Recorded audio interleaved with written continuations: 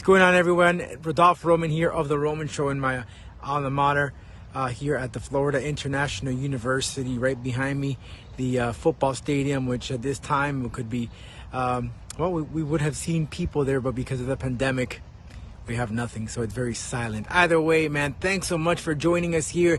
This is an interview with Jared of HED PE.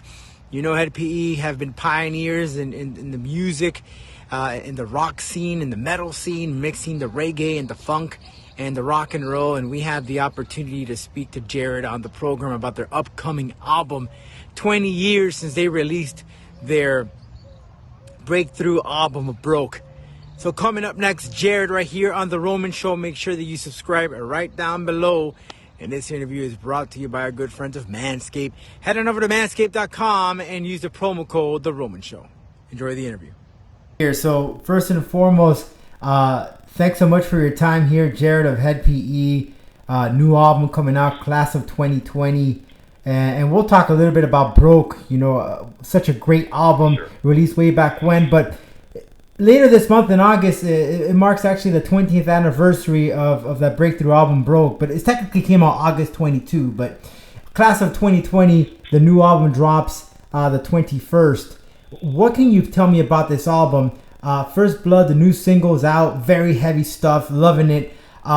What can you attribute to some of the lyrics behind? Let's just start off with the first single here, First Blood. What can you attribute those lyrics to? I'll tell you what. First Blood is written about colonialism. Colonialism. You know, just the part of history where there were certain countries just kind of like using force to divide up the world. Uh-huh. You know, a few hundred years ago, right? Right. So that's what the song is. The song is based on that, pure and simple. The whole record was written, you know, after the coronavirus hit and my tour was canceled. So, you know, a lot of the record deals with it, but it was written pre to the social unrest and all the George Floyd type shit. So, you know, the record was, it didn't, even though like some people hear First Blood and think it was written in response to the social unrest, but you know, because some topics just seem timeless, and anything having to do, you know, historical context of colonialism has a present day, you know, meaning always. So that's where that came from. But you know what? The music for First Blood, you could hear definitely like the Clash on steroids, you know, just a heavy rock and roll, punk rock influence, you know. Yeah, no doubt about that. And you know, it's so right what you say about that. So many topics, you know, you could go back a couple of years ago, 10 years ago. And I'm just talking about just metal, and they still play a role. I think I read the other day that Rage Against the Machine has been playing like crazy now. You know, right? You know, it's so funny. As you were talking, in my mind, I'm thinking Rage, and then you say it. Yeah. So, yeah, exactly. It's just it's all there. So you said this was written right when the tour was canceled because of the corona stuff. Do you mention anything about the COVID-19 and the face masking and the quarantine and all this other stuff? Oh, dude. Well, I actually have a song that's called Nothing Lasts Forever, which is the Ballad of C-19, which is just about the shit, you know. And my feelings at the time kind of sounds like Social Distortion meets, you know, Rancid meets Dropkick Murphys. But, yeah, so I wrote a song all about it, you know. But, you know, because, you know, the Broke record has a 20th anniversary coming up, right? Which is like the day after this new record comes out. Mm-hmm. But, you know, it's just weird because how things just circle around or whatever, because I'm losing my train of thought. Yeah, that's all right. But, yeah, you know how things just come around because just that whole sound. But what was the question? Because I don't want to just go off on my own. No, I think you pretty much answered it. That you do mention a little bit about C-19, but you know how ironic it is. 20th anniversary, and you dropped this album right about the same day that Broke was released 20 years ago. Right. Did you have this in mind, or we just, what the hell? I'm going to tell you what, though, if it wasn't for C-19, I would not have been able to come home and make a record. So it was not going to happen, So it's hard to talk about, creating a silver lining when people have died during this pandemic. But still, for those of us who are left around, we have to go on with our lives and try to make the best out of this bad situation. Right. So, it was great that I was able to come home and, come and do that record, or else, one wouldn't be coming out because, what's interesting is because, records used to always come out on Tuesdays. Right. Dude, 20 years ago, imagine that my band got signed before the internet even existed. Right. I'm such a fucking geezer, homie. You know what I'm saying?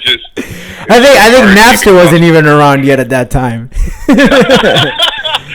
Dude, we're going way back. Yeah, you're right. No, it wasn't, bro. There was no such thing as exchanging tunes. No. I was just talking to my guitar player, Chad, and he was like, when I used to want to show you a song, I'd have to drive over to your apartment. Right. And then those types of things I don't even think about anymore. Right. Well, 20 years ago when we did Broke, bro, we did it on the two tape machine. Wow. It's like stacks of tapes that you needed a box truck. And now and then I was a few years later, I was like, oh wow, I've got my record in my backpack, on a big external hard drive. Now it was like, oh wow, I just sent my record to the label and it doesn't even exist except on the internet, Yeah, it's great. It's funny you mentioned that because, see, back then, we didn't have phones. We didn't have, CDs were just coming along. Right. If I wanted to hear a song because I liked it, I had to tune into the radio, wait for it, and just get on my cassette and record it, But we were just talking about that. That's why radio's not as important. Right. Because before it was your only place to hear your shit, Yeah. If you didn't own it. Yeah. Right. It's ironic in how we are. If only this generation knew how hard we had it. But,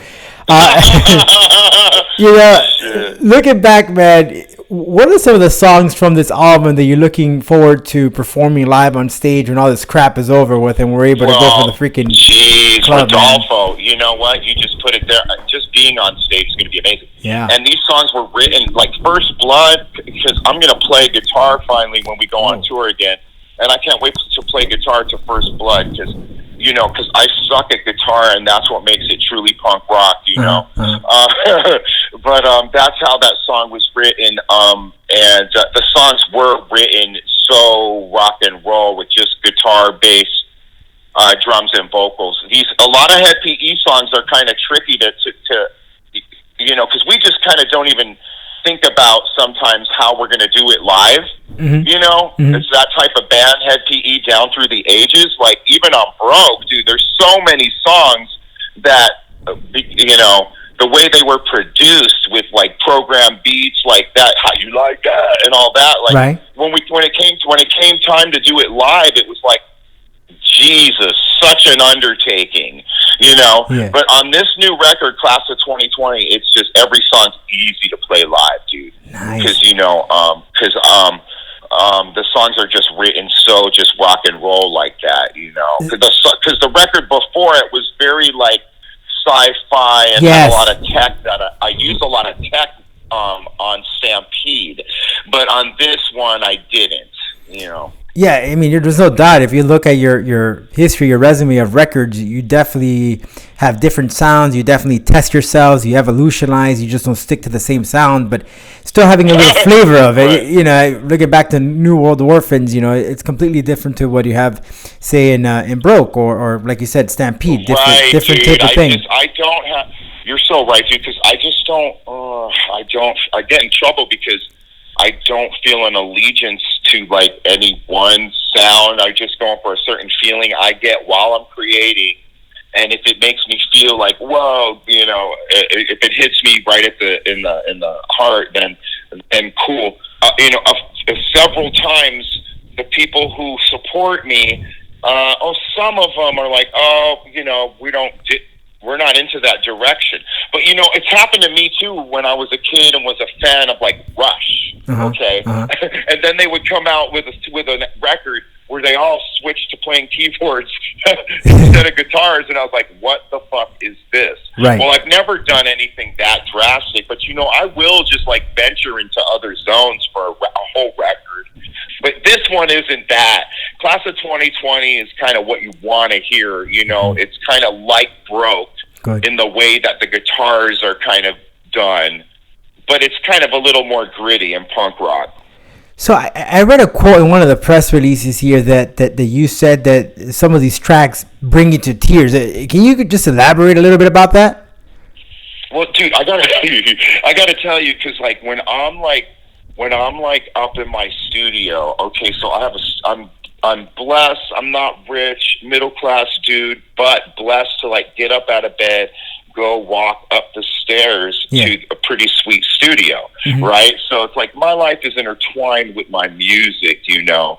But I just go up there, and then, you know, if I'm just hitting some like creativity that just, I don't know, just hits me just like. I'm trying to articulate why it puts a lump in my throat and tears in my eyes and there's not even words yet, you know? Right. There's not even lyrics yet. It's just the music and the progression that just hits me and makes me go, whoa. It somehow is like, makes me like, reminds me of my life, you know, or it's like my life in a few bars because the way the progression is moving. I don't know, dude. It's a good feeling. You know? It comes from the heart, and I think, you know, just talking to you right now, you are what the definition of an artist, right? You go with what you feel, with whatever mood you're in, and that's what makes an artist, whether it be lyrically or painting. You go with the flow. You don't have to just stick to one thing. No, I do really do it. I guess all I was going to say is, like, it doesn't always work out when you're trying to, like, dude, I'll tell you what, because you just got me onto this. It's like, when it comes to time, though, to like show or let everyone else listen to your shit, that it's like, you're really putting yourself out there. I wouldn't call it a sacrifice, because I think the word sacrifice is used too much. I would, but just to like, you put yourself out there, right? I mean, it's something that people don't generally have to do, you know, like, hey, here's what I did, check me out, and then people can go, oh, you suck, bro, you know. and even though I was up there, like, you know, getting all choked up about a tune, or a record in its totality, you know, then half of the people are like, oh, that fucking sucks, bro, you thought this was good? And I mean, now in the day of the internet, it's just like people will say whatever. Oh, man, yeah. Like, they don't even care. You know what I mean? Yeah. Like, they don't even care if you spent 10,000 hours and put your entire soul into a song or a project. They will tell you it sucks and you suck and you should have never done that and wasted your fucking time and their time, dude. And this is coming from a dude who I don't even go on social media, but yet and still that type of shit will get to me. I mean, I'll have to expose myself to that sooner or later. Right. You know what I mean? But anyway, bro. But yeah, sometimes when you go on social media, it's like putting your foot in an ant pile, you know. But looking back at your history, you've had so many collaborations. Just the other day, I was listening to a song that you did with LaJohn. In Broke, you teamed up with Serj Tankian of System of a Down. I mean, such great collaborations there. But any collaborations you're having on this new album?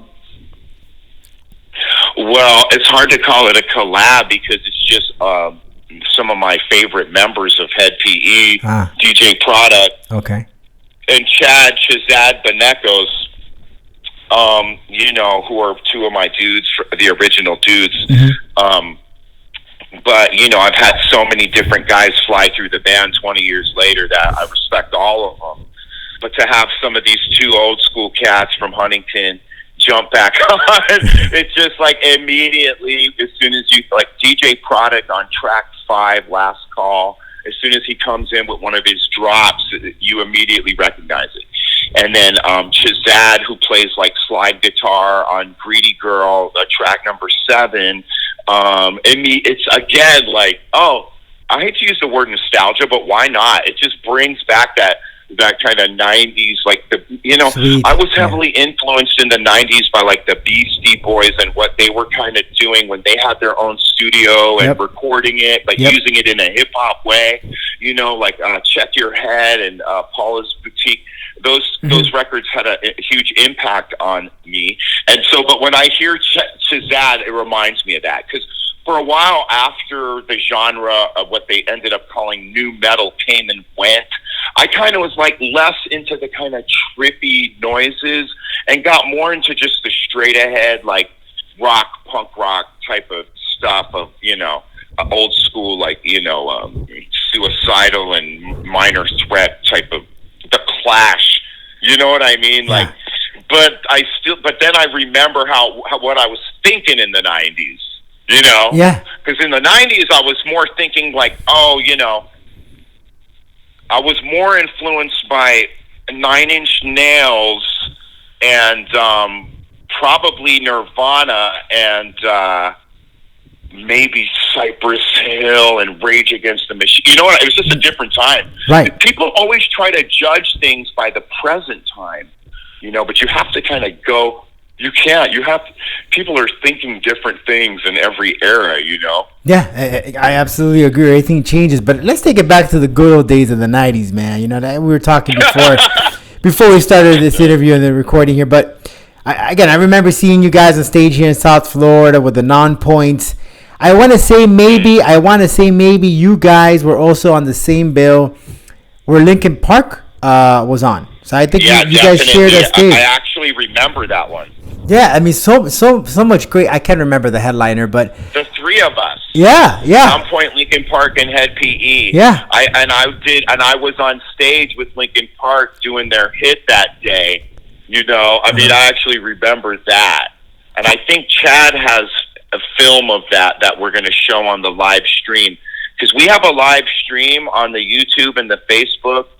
We do it on the Instagram too, but it looks funny. But every Friday that I've been doing with Chad and DJ Product, because it's the 20th anniversary, right? And he has some film of that radio festival in Florida.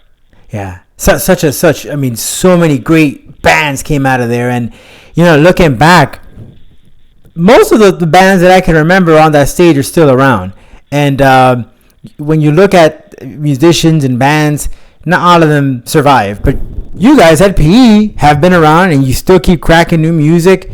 What's the secret, man? Well, dude, you know what? Okay, so it's easy to sit and point to the bands that, for me, that have had it easier than Head PE, that came out of that genre, that made it much bigger and made way more money. So easy to make that list, for me to write that list out, and to feel like, like I got shortchanged, or not shortchanged, or like I didn't live up to the moment. Mm-hmm. Shortchange implies that, like, I was good, but somebody shorted me. No, like, I wasn't good enough to be like Korn, the Deftones, or all these bands that made all the money. But then there's a lot of bands that we can't name who in the 90s were local bands who never got the opportunity to do tons of the rad shit that I did, So the reason, like, because your question was, what was it that you did that kept you around for 20 years? Right. Well, I don't want to use the word luck, because it's not luck, but a lot of it is getting up and doing the things that other motherfuckers won't do every day of my life, because a lot of people want to are like, how come Jared, making this much money, but if people in the band, blah, blah, blah. Well, you know why? Because Jared wakes up, eats, sleeps, and breathes Head PE for the last 20 years. You know what I'm saying? Right. Where other motherfuckers wake up and have a hobby that they're doing. There's no hobbies. This is the hobby. This is the life. This is the hobby.